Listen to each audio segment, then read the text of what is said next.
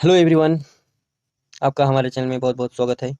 आज हम लोग पढ़ने वाले हैं क्लास 6 का इतिहास का चैप्टर 6, जिसमें हम लोग देखेंगे प्राचीन राज्य व्यवस्था। प्राचीन राज्य व्यवस्था के बारे में पढ़ेंगे कि प्राचीन काल में, प्राचीन समय में राज्य शासन कैसे चलता था, कैसे हर चीज़ का व्यवस्था रहता था और सब कुछ देखेंगे। तो चलिए आगे बढ़ते हैं। यह चैप्टर शुरू होता है चुनाव का उत्सव से। एक रविवार जब नताशा सुबह सुबह जगी तो पिता को कहीं जाने के लिए तैयार होते देखा। उसने पिता से कहा कि आज तो आपका ऑफिस बंद है, फिर सुबह सुबह कहीं जा रहे हैं। पिता ने समझाया, आज चुनाव का दिन है, हम अपने शासक का चयन चुनाव के माध्यम से करते हैं। नताशा सोचने लगी कि बहुत समय पहले लोग शासक कैसे बनते होंगे। तो चलिए नताशा का जो कहानी है इसको समझते हैं। एक दिन था, रविवार का दिन। नताशा जो है सुबह सुबह उठी थी तो उसके पापा को देखी कि वो कहीं जा रहे हैं। तो उसने अपने पापा से पूछा, पापा आप कहीं जा रहे हो क्या? आज तो संडे है, आज रविवार है, आज तो आपका ऑफिस बंद है, तो आप कहाँ जा रहे हो? तब उसके पापा ने समझाया कि बेटा, आज हम लोग अपने शासक को चुनने जा रहे हैं, जिसका चयन हम लोग चुनाव के माध्यम से करते हैं। आज जो है चुनाव का दिन है। नताशा सोचने लगी कि बहुत समय पहले लोग शासक कैसे बनते होंगे। नताशा के मन में सोच आया, एक क्वेश्चन आया, आज तो हम लोग अपने शासक का चुनाव खुद करते हैं, उनका चयन खुद करते हैं, लेकिन आज से बहुत साल पहले, हजारों साल पहले, 100 साल पहले, 200 साल पहले उनका चुनाव कैसे होता था अपने शासक का। तो चलिए देखते हैं। शासकों का चयन कैसे होता था यह भी जान लीजिए। देखिए, 1952 ईस्वी से अब तक आम चुनाव के जरिए हम अपने जनप्रतिनिधियों का चयन करते आ रहे हैं। 1952 के बाद हम लोग अभी तक चुनाव के जरिए ही अपने जनप्रतिनिधियों का चयन करते हैं। चुनाव से ही अपना जो शासक है उनका चयन करते हैं, जो हमारे देश के शासन व्यवस्था चलाते हैं, जो हमारे देश का शासन व्यवस्था चलाते हैं कि कैसे कौन सा चीज कब होना चाहिए, कौन मंत्री होगा, कौन प्रधानमंत्री होगा, ये सब इन्हें वर्तमान में शासक कह सकते हैं। इन्हें हम लोग क्या कह सकते हैं? शासक। लेकिन बहुत पहले कुछ लोग शासक कैसे बनते थे? लेकिन आज से 100-200 साल पहले, हजारों साल पहले शासक कैसे बनते थे? राजा संभवतः जन यानी लोगों द्वारा चुने जाते थे। राजा जो है लोगों द्वारा चुने जाते थे, जिन्हें शारीरिक और अन्य गुणों में सर्वश्रेष्ठ समझा जाता था। जिन्हें क्या है, जो शारीरिक रूप से और बहुत सारे अन्य गुण दिखते थे और दूसरा गुण दिखते उनमें, जिसको देखकर ही उनका चुनाव होता था। बाद में इस प्रक्रिया में परिवर्तन हुआ और ये जो चुनाव का प्रक्रिया था, इसका बाद में परिवर्तन हो गया। लगभग 3000 साल पहले राजा के रूप में प्रतिष्ठित होने के लिए कुछ लोग बड़े बड़े यज्ञों का आयोजन करने लगे। लगभग आज से 3000 साल पहले राजा बनने के लिए, राजा का मुकुट पहनने के लिए, शासक बनने के लिए बड़े बड़े यज्ञ करते थे। वे लोग हवन करते थे। अश्वमेध यज्ञ एक ऐसा आयोजन था, अश्वमेध जो यज्ञ था, हवन पूजन था, वह ऐसा आयोजन था, इसे राजा अपनी साम्राज्य सीमा का विस्तार के लिए करता था। राजा जो है अपनी सीमा को, अपने एरिया को, अपने क्षेत्र को बढ़ाने के लिए इस यज्ञ का आयोजन करते थे। यज्ञ आयोजन के पूर्व वह अपने लोगों की देखरेख में घोड़े को स्वतंत्र विचरण के लिए छोड़ देता था। यज्ञ आयोजन जो होता था उससे पहले अपने लोगों की देखरेख के लिए एक घोड़े को छोड़ दिया जाता था, उसका रस्सी खोलकर उसको छोड़ दिया जाता था। घोड़ा जिन जिन क्षेत्रों से गुजरता था उन सारे क्षेत्रों पर उस राजा का अधिकार मान लिया जाता था। और घोड़ा जो है जिन एरियाज में, जिन इलाके तक जाता था, वहां तक उस राजा का शासन माना जाता था, उस राजा का शासन स्थान माना जाता था। घोड़े को रोकने वाले राजा को अश्वमेध यज्ञ करने वाली राजा से युद्ध करना पड़ता था। और घोड़े को रोकने के लिए जो अश्वमेध यज्ञ करते थे उन राजा से युद्ध करना पड़ता था।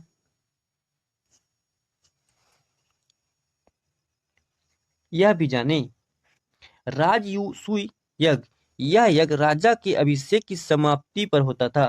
राजा के जो अभिषेक होता था उसकी समाप्ति के लिए राजसूय यज्ञ होता था। राजा का राज्याभिषेक राजसूय यज्ञ के द्वारा संपन्न होता था।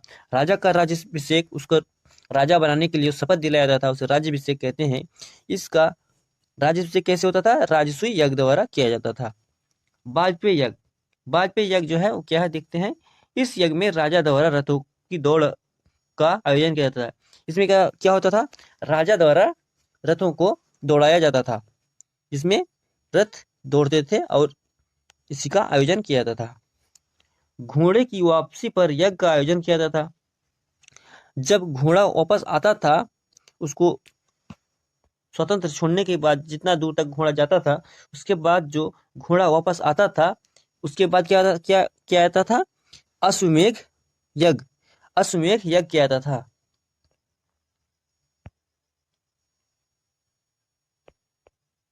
अश्वमेध यज्ञ किया जाता था।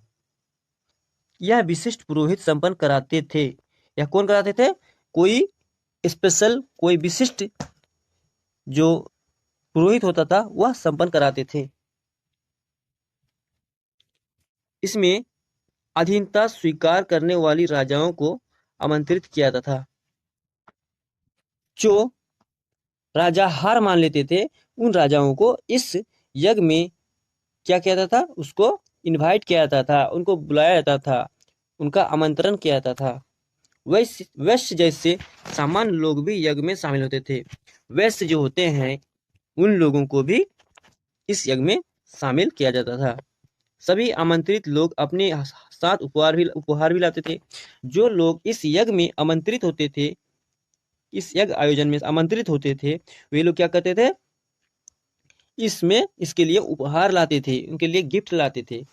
वे लोग जिन्हें शूद्र समझा जाता था, ऐसे अनुष्ठानों में शामिल नहीं किए जाते थे। जो लोग शूद्र माने जाते थे, जो सबसे नीचे था वर्ण व्यवस्था में, उनको इस अनुष्ठान में, इस आयोजन में शामिल नहीं किया जाता था। कितना दुर्भाग्य वाला बात है कि उसे बहुत नीच समझा जाता था, उनको इस यज्ञ में शामिल होने नहीं दिया जाता था। यज्ञ में समाज का कौन कौन सा वर्ग भाग लेता था? अब यहाँ पर क्वेश्चन है, यज्ञ में समाज के कौन कौन से वर्ग भाग लेते थे, यह आप सोचिए। जनपद एवं महाजनपद। महायज्ञ करने वाले राजा की शक्ति में वृद्धि हो गई, और जो राजा होते थे वो क्या होते थे? महायज्ञ करते थे और उनकी शक्ति में धीरे धीरे वृद्धि हो जाती थी। अब वह जन का राजा ना होकर जनपद का राजा माना जाने लगा। एक क्या है, किसी जनता का राजा होता है, लेकिन जो राजा का शक्ति धीरे धीरे बढ़ जाता था, जिसका एरिया बढ़ जाता था, वह राजा अब वह जनता का नहीं बल्कि जनपद का राजा बन जाता था और उस जनपद का राजा माना जाता था। जनपद में कई छोटे छोटे जन शामिल थे। जनपद में कई छोटे छोटे जन शामिल थे, कई छोटे छोटे राज्य शामिल थे। उदाहरण के लिए पुरु एवं भरत को मिलाकर कुरु जनपद बनाया गया। पुरुजन एवं भारतजन, इन दोनों को मिलाकर कुरु जनपद बनाया गया। आज से लगभग 2500 साल पहले जो बड़े और शक्तिशाली जनपद महाजनपद में बदल गए। समस्त भारत 16 बड़े महाजनपदों में विभाजित था। पूरा भारत देश जो था उस समय 16 बड़े बड़े महाजनपदों में विभाजित था। यह जानकारी हमें बौद्ध ग्रंथ अंगुत्तर निकाय और जैन ग्रंथ भागवती सूत्र से मिलती है। यह जो जानकारी है, जो 16 बड़े बड़े महाजनपदों में विभाजित था हमारा भारत देश, यह हमें कहाँ से मिला है? बौद्ध ग्रंथ का अंगुत्तर निकाय और जैन ग्रंथ का भागवती सूत्र से मिला है। महाजनपद दो प्रकार के होते थे। महाजनपद जो है दो प्रकार के होते थे। पहला है गणराज एवं राजतंत्र। गणराज महाजनपद में शासन समूह के द्वारा चलाया जाता था।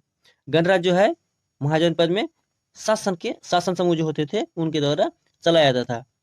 जो लोग शासन करते सब मिलकर चलाते थे, जिसका चयन आम लोग करते थे। इनका अब गणराज महाजनपद का चयन कौन करते थे? लोगों द्वारा उनका चयन होता था, जैसे अभी हमारे यहाँ वोट देकर होता है, मत देकर होता है। कोई भी राजा नहीं होता था, कोई राजा नहीं होता था। निर्णय लेने में बहुमत का आदर किया जाता था। निर्णय जब होता था उसका जो बहुमत लाते थे उनका ही आदर किया जाता था। उदाहरण के रूप में वज्जी का नाम लिया जा सकता है। उदाहरण के रूप में क्या है, वज्जी का उदाहरण दे सकते हैं। राजतंत्रीय महाजनपद में राजा का शासन होता था, और राजतंत्री जो महाजनपद होता था उसमें किसका शासन होता था, राजा का शासन होता था। राजा का पद अनुवांशिक था। राजा का पद जो होता था वह क्या होता था, अनुवांशिक था, कि राजा का बेटा ही राजा बनेगा या राजा के घर से ही कोई ना कोई राजा बनेगा। ऐसी व्यवस्था में राजा की मृत्यु के बाद सामान्यतः उसका ज्येष्ठ बड़ा पुत्र राजा बनता था। इस व्यवस्था में कौन क्या होता था, राजा का बेटा ही, बड़ा बेटा ही राजा बनता था। मगध, कौशल, वत्स, अवंती आदि शक्तिशाली राजतंत्रीय महाजनपद थे। मगध, कौशल, वत्स, अवंती ये सब जो थे बहुत शक्तिशाली राजतंत्रीय महाजनपद थे। ये लोग, ये जो महाजनपद थे ये बहुत ही शक्तिशाली, इनका एरिया बहुत दूर दूर तक फैला हुआ था। सामाजिक एवं सांस्कृतिक जीवन, अब उनका सामाजिक और सांस्कृतिक जीवन कैसा था यह भी पढ़े। वर्ण के बारे में आपने पिछले अध्याय में पढ़ा, हम लोग वर्ण व्यवस्था के बारे में पिछले अध्याय 5 में पढ़ चुके हैं। इस समय की सामाजिक वर्ण व्यवस्था पर आधारित थी। अध्याय 5 में जो हम पढ़े थे, इस समय की सामाजिक वर्ण व्यवस्था वैसे ही उनका भी था। कर्म पर आधारित वर्ण व्यवस्था का आधार अब जन्म से हो गया। अब क्या हो गया, जो कर्म से होता था अब क्या जन्म से होने लगा था। लोग 4 वर्ग में विभाजित थे।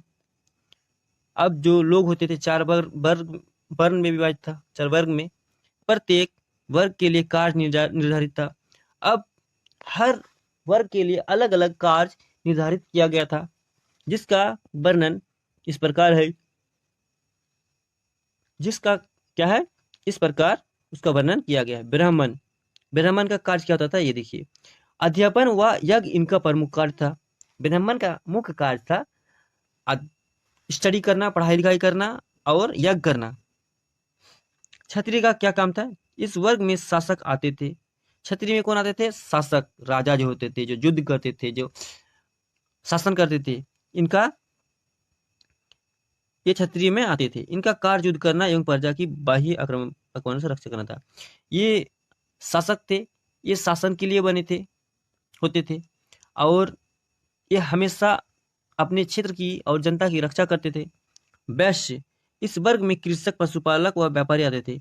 वैश्य में ज्यादातर जो फार्मर थे, किसान थे, जो चरवाहे थे, और जो क्या है व्यापारी, बिजनेसमैन, वो वैश्य वाले इसमें आते थे व्यवस्था में। शूद्र, इनका काम तीनों वर्णों की सेवा करना था। शूद्र का काम है कि इन तीनों वर्णों की सेवा करना, ब्राह्मण, क्षत्रिय और वैश्य, इन तीनों वर्णों की, इन तीनों तरह के लोगों का सेवा करना ही इनका मेन मुख्य काम था। ब्राह्मण एवं क्षत्रिय को समाज में विशेष दर्जा प्राप्त था। ब्राह्मण को जो है सबसे ज्यादा दर्जा, सबसे फर्स्ट लेवल वाला, सबसे ऊपरी दर्जा सिर्फ ब्राह्मण को प्राप्त था। क्षत्रिय एवं वैश्य यज्ञ कर सकते थे। क्षत्रिय जो है और वैश्य थे, ये लोग यज्ञ तो कर सकते थे, लेकिन शूद्रों एवं महिलाओं को वेदों के अध्ययन का अधिकार नहीं था। इस समय में क्या था, ब्राह्मण सबसे ऊपर था, क्षत्रिय यज्ञ कर सकते थे, लेकिन शूद्र जो है, शूद्र ये और महिलाएं, ये दोनों क्या है, वेदों का अध्ययन, वेदों का पढ़ाई लिखाई नहीं कर सकते थे। उनको अलाउ नहीं था कि वो वेद पढ़े। इसके अलावा मानव जीवन में 4 आश्रमों, ब्रह्मचार्य, गृहस्थ, वानप्रस्थ एवं संन्यास का विशेष महत्व था। और इन सब चीजों के अलावा, वर्ण व्यवस्था के अलावा और भी 4 आश्रम थे, इन सब का और ज्यादा और अच्छा महत्व था। ब्रह्मचार्य, गृहस्थ, वानप्रस्थ एवं संन्यास, इन सब का, जिसका विवरण सर्वप्रथम जाबालोपनिषद में मिलता है। इन सब का विवरण कहाँ पर मिलता है, जाबालोपनिषद में मिलता है। इस युग की संस्कृति में धर्म तथा दर्शन के क्षेत्र में महत्वपूर्ण परिवर्तन हुए। इस युग का जो राजशाही, राजतंत्र, इस युग का क्या हुए, महत्वपूर्ण, ज्यादा, बहुत ज्यादा परिवर्तन हुए इस युग का, बहुत जल्दी से इस युग का परिवर्तन हुआ। नए देवताओं की पूजा की जाने लगी। इस युग में नए नए देवताओं को पूजने लगा। इसमें विष्णु एवं शिव प्रमुख देवता थे। इसमें क्या थे, विष्णु और शिव जो है, ये दोनों सबसे ज्यादा प्रमुख, सबसे ज्यादा माने जाने वाले देवता थे। यज्ञ की विधि विधान अत्यंत विस्तृत एवं जटिल हो गया। यज्ञ जो होता था, उनका विधि विधान जो होता था, वह ज्यादा जटिल हो गया और ज्यादा बड़ा भी होने लगा। अश्वमेघ, राजसूय तथा वाजपेयी जैसे विशाल यज्ञों का अनुष्ठान किया जाने लगा। इस समय क्या किया जाने लगा था, अश्वमेघ वाला यज्ञ, राजसूय यज्ञ, वाजपेयी यज्ञ, ये सब जैसे बड़े बड़े यज्ञों का अनुष्ठान ज्यादा किया जाने लगा। इस समय जादू टोना टोने एवं प्रतिमाओं आदि में लोगों का विश्वास बढ़ा। इसी समय क्या हुआ था, जादू टोने पर लोगों का विश्वास बढ़ गया था। प्रेत आत्मा प्रेतों पर, आत्माओं पर लोगों का विश्वास होने लगा था। इन अंधविश्वासों को धर्म में स्थान मिला। इन अंधविश्वासों के कारण धर्म में क्या है, जगह मिल गया। धर्म में इनको अलग से महत्व देने लगा। इस समय ताप, तप, त्याग तथा संन्यास पर विशेष बल दिया गया। इसी समय तप और त्याग और संन्यास, इन तीनों पर सबसे ज्यादा बल दिया जाने लगा। यज्ञ इस संस्कृति का आधार था। और जो है सबसे ज्यादा इस संस्कृति का आधार क्या था, यज्ञ था। आर्थिक व्यवस्था, इस समय आर्थिक व्यवस्था क्या था, उत्तर वैदिक काल में पशुपालन का महत्व कम तथा कृषि का महत्व अधिक हो गया था।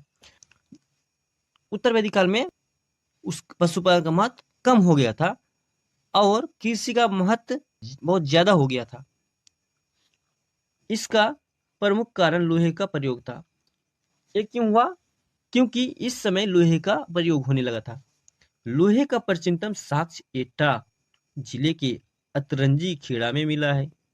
लोहे का जो प्रथम सबूत मिला है कि कब हुआ था लोहे का प्रयोग, किस समय से लोहा का उपयोग हो रहा था, इसका सबसे पहला सबूत कहाँ मिला है, सबसे पुराना सबूत एटा जिले में अतरंजी खेड़ा में, जो लगभग 1000 ईसा पूर्व का है।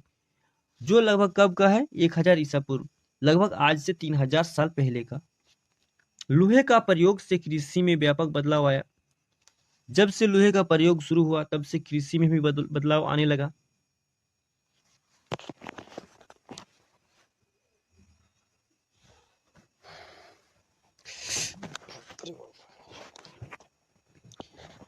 हल के फाल अब लोहे के बनने लगे। हल के फाल जो होते थे, जिससे मिट्टी को हल्का किया जाता था, मिट्टी को खोदा जाता था, वह अब लोहे का बनने लगा, जिससे कठोर जमीन आसानी से जोती जाने लगी। और उस लोहे को क्या हुआ, कठोर से कठोर जमीन को भी आसानी के साथ जोता जाने लगा। खेती रोपण विधि से शुरू हुई। खेती पहले रोपण विधि से शुरू नहीं हुआ था, पहले बीज से ही होता था। उसके बाद धीरे धीरे रोपण भी शुरू होने लगा। इसके अलावा सिंचाई के साधन के रूप में तालाब एवं कुएं के साथ नहरों का उपयोग भी होने लगा। पहले सिर्फ तालाब और कुएं का पानी से सिंचाई होता था। धीरे धीरे क्या हुआ, जो नहर था उनका भी उपयोग होने लगा, नहर भी बनने लगे। इससे फसलों की उपज बढ़ गई। इससे क्या हुआ, पानी की कमी को दूर किया गया, जिससे फसलों की जो उपज है वह भी बढ़ने लगा। उपजाई जाने वाली फसलों में जौ, चावल, गन्ना, सरसों आदि प्रमुख थे। इस समय क्या हुआ, जो फसल उपजाया जा रहा था उनमें सबसे ज्यादा फसल कौन सा था, जौ, चावल, गन्ना, सरसों, ये सब फसल सबसे ज्यादा मुख्य फसल थे। उस समय समाज में पशुपालक, व्यापारी, शिल्पकार, श्रमिक, मछली पकड़ने वाले तथा जंगल में रहने वाले लोग भी शामिल थे। इस समय क्या हुआ, पशुपालक, व्यापारी, जो चरवाहा थे, जो बिजनेस करते थे, व्यापार, जो शिल्पकार थे, श्रमिक थे, मछली पकड़ने वाले थे और जंगल में जो रहने वाले लोग थे, ये भी समाज के महत्वपूर्ण अंग होने लगे। ये भी समाज के महत्वपूर्ण अंग थे। कई लोग मिट्टी के बर्तन बनाते थे, कई लोग जो है मिट्टी के बर्तन बनाते थे। उसमें कुछ धूसर और कुछ लाल रंग के होते थे। कुछ मिट्टी के बर्तन जो है धूसर रंग और कुछ लाल रंग के होते थे। कुछ पुरास्थलों में कुछ विशेष प्रकार के बर्तन मिले हैं। कुछ ऐसे पुरास्थल मिले हैं जहाँ पर विशेष प्रकार के मिट्टी के बर्तन मिले हैं, जिनमें सरल रेखाओं तथा ज्यामितीय आकृतियों का रूप में चित्रण की गई है। जिसमें क्या किया गया है, सरल रेखा और कुछ ज्यामितीय आकृति का भी क्या मिला है, साक्ष्य मिला है, चित्रकारी मिला है। इन बर्तनों को चित्रित धूसर पात्र के रूप में जाना जाने लगा जाता है। ये सब जो बर्तन है जिसमें ज्यामितीय और सरल रेखा वाला आकृति मिला है चित्रकारी के रूप में, इसे क्या कहा जाता है, चित्रित धूसर पात्र। इस तरह के पात्रों में ज्यादातर थालियां और कटोरियां मिली हैं। ये सब जो पात्र है इनमें सबसे ज्यादा क्या मिला है, कटोरी और थालियां। ये पात्र बहुत ही पतली सतह के सुंदर और चिकने हैं। ये जो पात्र है, ये जो बर्तन मिले हैं, ये इनकी सतह जो है बहुत ही सुंदर है और बहुत पतली है। शायद इसका प्रयोग खास मौके पर महत्वपूर्ण लोगों के भोजन परोसने के लिए किया जाता था। शायद उस समय इन बर्तनों का उपयोग किसी खास और महत्वपूर्ण लोगों के लिए किया जाता होगा। अपनी शासन व्यवस्था को चलाने के लिए राजा नियमित रूप से कर वसूलते थे। कमाई का राजा के पास सबसे ज्यादा जो स्रोत होता था वह कर होता था। राजा जो है लोगों से, जनता से कर वसूल कर ही अपनी शासन व्यवस्था को चलाते थे।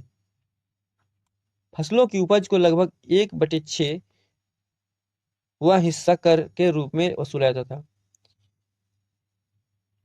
लगभग उस समय फसलों की उपज से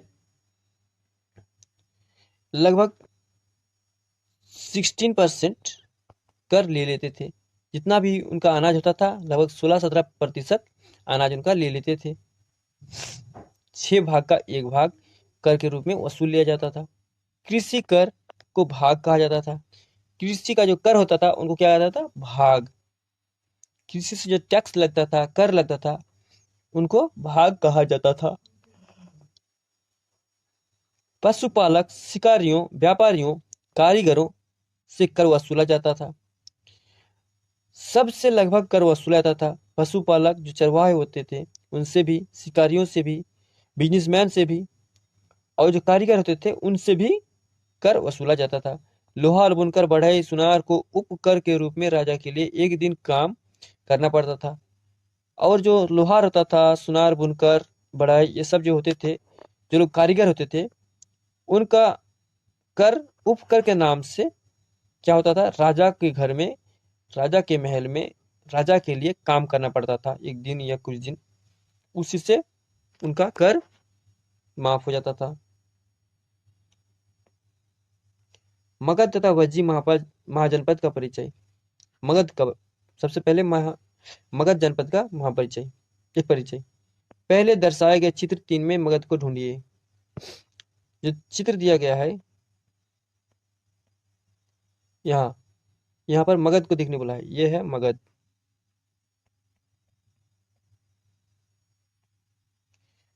सबसे महत्वपूर्ण महाजनपद था मगध, जो है सबसे ज्यादा महत्वपूर्ण महाजनपद था। इसके कई कारण थे। पहला, यह गंगा नदी बेसिन में स्थित है। मगध जो है इसलिए महत्वपूर्ण जनपद था क्योंकि वह गंगा नदी के किनारे में स्थित है, जहाँ गंगा और सोन जैसी नदियां बहती थी। जहाँ पर क्या होता है, मगध महाजनपद में गंगा और सोन नदी जैसा नदी बहती थी, अच्छी नदी। ये नदियां यातायात, जल वितरण और जमीन को उपजाऊ बनाने के लिए बहुत महत्वपूर्ण थे। ये जो नदी है यातायात के लिए, जल वितरण के लिए और कृषि के लिए, इस सब के लिए बहुत महत्वपूर्ण नदी थी।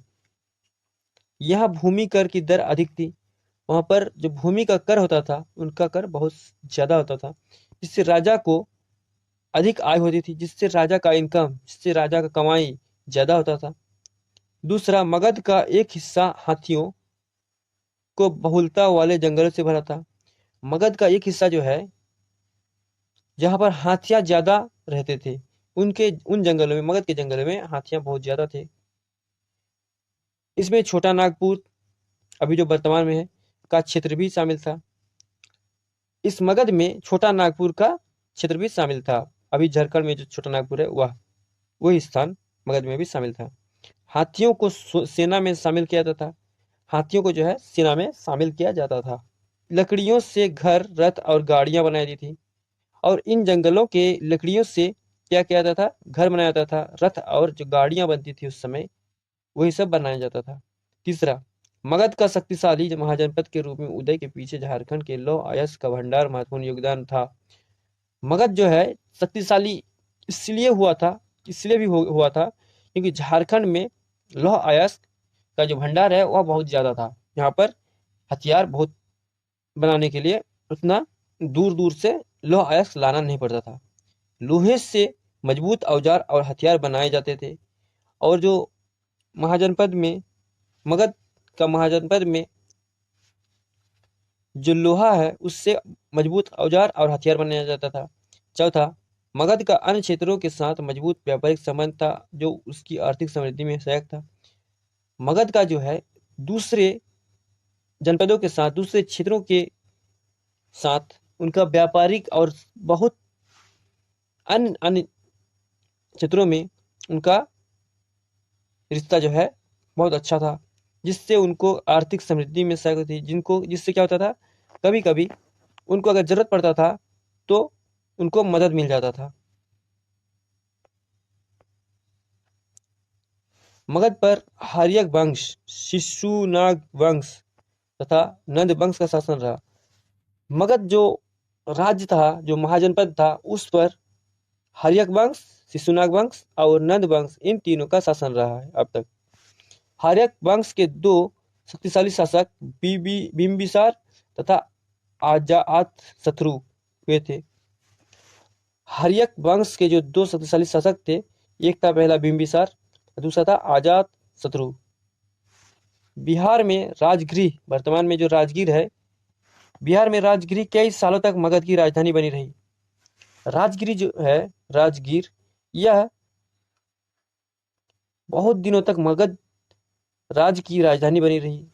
इस वंश के अंतिम शासक धनानंद के शासनकाल में मैसिडोनिया के राजा सिकंदर ने भारत के उत्तर पश्चिम पर आक्रमण किया था। चंद्रगुप्त मौर्य ने चाणक्य की सहायता से धनानंद की हत्या कर मौर्य वंश की स्थापना की थी। चंद्रगुप्त मौर्य जो था, चाणक्य की मदद लेकर धनानंद को मार दिया था। जो मगध के शासक थे उनको मार दिया था, और वहां पर क्या हुआ था, मौर्य वंश का स्थापना कर लिया था। वज्जी, वज्जी के बारे में जानते हैं। गंगा के उत्तर में आज के तिरहुट प्रमंडल में वज्जी राज था। गंगा के जो उत्तर में तिरहुट प्रमंडल जहाँ है, वह वज्जी नाम का राज्य था, जिसकी राजधानी वैशाली थी। इसका राजधानी क्या थी? वैशाली, जो बिहार में है। यह 8 कुलों गणों की संघ था। यह क्या था? 8 कुल का संघ था। और सबसे ज्यादा चीज, इसमें 3 कुल विदेह, वज्जी तथा लिच्छवी प्रमुख थे। संघ में कई शासक होते थे। इस संघ में कई शासक होते थे जो सभाओं में बैठकर बातचीत, बहस और वाद विवादों के जरिए शासन की नीति तय करते थे। इन सभाओं में कई शासक होते थे जो बैठकर बातचीत करते थे, बहस करते थे और वाद विवाद में समझ कर चलते थे, जिसके जरिए शासन को जो है नीति तैयार करते थे। शत्रु के आक्रमण से निपटने के लिए वे मिलकर चर्चाएं करते थे। शत्रु जो आक्रमण करते थे, उनको निपटने के लिए, उनको रोकने के लिए क्या है, सब लोग मिलकर चर्चाएं करते थे। स्त्रियां, दास एवं कर्मकार को इन सभा में भाग लेने का अधिकार नहीं था। स्त्रियों को, दास को, जो दास मतलब जो काम करने वाली घर में आती है उनको, और कर्मकार जो लोग काम काज करते हैं, जो लोग किसी चीज को बनाते हैं, उन लोगों को इन सभी सभाओं में भाग लेने का अधिकार नहीं था। बुद्ध तथा महावीर दोनों ही गण या संघ से संबंधित थे। बुद्ध जो है और महावीर जो है, इन दोनों गण के या संघ के संबंधित था। अजातशत्रु ने वज्जी को जीतकर मगध राज्य में मिला लिया। अजातशत्रु जो थे वह वज्जी को जीत कर मगध राज्य में मिला दिया था। जानने के लिए शब्द, अब ये सब जो शब्द है उनको जान लेना बहुत अच्छी बात है। इंग्लिश में है, हिंदी में भी है। साम्राज्य को हिंदी में किंगडम कहते हैं, KINGDOM, किंगडम। कर, अभी जब हम लोग टैक्स देते हैं इंग्लिश में टैक्स बोलते हैं, लेकिन उस समय कर बोलते थे। राजा को इंग्लिश में किंग बोलते हैं। सभा को असेंबली, प्रजातंत्र को डेमोक्रेसी, युद्ध को इंग्लिश में वार कहते हैं, और सेना को इंग्लिश में आर्मी कहते हैं। चलिए ये चैप्टर खत्म हुआ। कोई भी क्वेश्चन हो तो कमेंट कीजिए, कोई भी डाउट हो तो कमेंट कीजिए।